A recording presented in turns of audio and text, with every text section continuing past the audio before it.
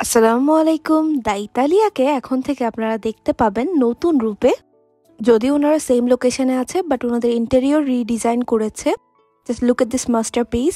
এত অ্যাস্থেটিক আর পশ লুকের রেস্টুরেন্ট চিটাগংয়ে কিন্তু খুব কমই আছে। আম শিওর এই সুন্দর ইন্টেরিয়রের জন্য আপনারা অনেকেই এই জায়গাটা ভিজিট করতে চাইবেন। অ্যান্ড আপনাদের মতো আমার ওই জায়গাটা ইন ফিউচার অনেকবার ভিজিট করা হবে।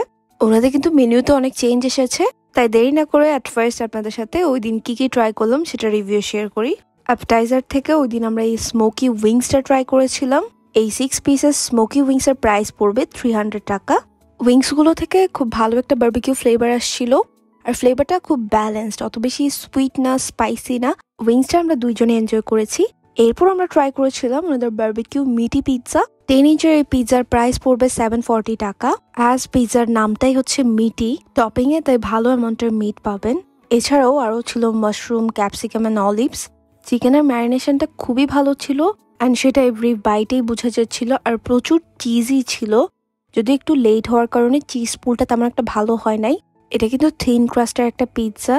Two be honest, thin crust হওয়ার পরেও মিটার অ্যামাউন্টটা ভালো হওয়ার কারণে এটা খাওয়ার পর কিন্তু খুবই ফিলিং লাগে।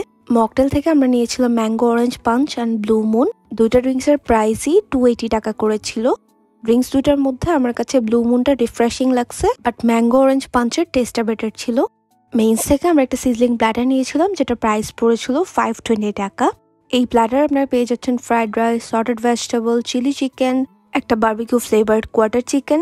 ফ্রাইড রাইস নর্মালি একটা মাইল্ড ফ্লেভারের হয়, অত বেশি ফ্লেভারফুল হয় না। এখানে ফ্রাইড রাইসের লুকটা দেখে আশা করি বুঝতে পারছেন, ভালোই স্পাইসেস ইউজ করে, টেস্টটা একটু সুইটার সাইডে থাকবে। একটা জিনিস নোটিস করলাম, বারবিকিউ ফ্লেভারের যতগুলো ডিশ ছিল ওগুলো ওনারা খুব ভালোভাবে মেক করতে পারে। আমার কাছে চিকেনটা খুবই ভালো লাগছে, বিকজ ফ্লেভারটা খুবই ব্যালেন্স ছিল, সুইটও না স্পাইসি না, আমাদের টেস্ট বাডের সাথে খুব ভালো যাচ্ছিল।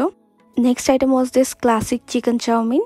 আমরা নর্মালি রেস্টুরেন্টে যেরকম চিকেন চাউমিন খাই, এটা এক্স্যাক্টলি ওরকমই খেতে, তবে আমার কাছে ফিশ সস আর গার্লিকের ফ্লেভারটা একটু প্রমিনেন্ট লাগছে। আর চাউমিনটাতে ভালো অ্যামাউন্টের চিকেন অ্যান্ড ভেজিস ছিল, and this amount was enough for 2 person.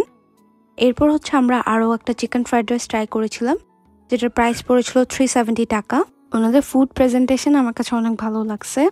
এটা টেস্ট কিন্তু আগের ফ্রাইড রাইসটা থেকে বেটার। এটাতে চিকেন ভেজিসের পরিমাণ অনেক ভালো ছিল, and the quantity was enough for 2 person. Next আমরা একটা টেরিয়াকি চিকেন ট্রাই করি।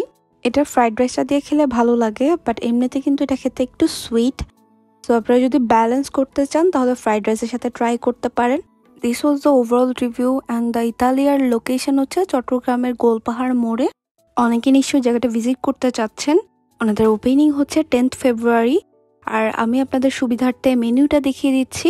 দ্য ইতালিয়াতে গেলে আপনারা পিৎজাগুলো মাস্ট ট্রাই করবেন। আর ওনাদের এখনকার ইন্টেরিয়র খুবই সুন্দর, তাই আপনারা ফ্রেন্ডস অ্যান্ড ফ্যামিলি নিয়ে জায়গাটা অবশ্যই ভিজিট করবেন।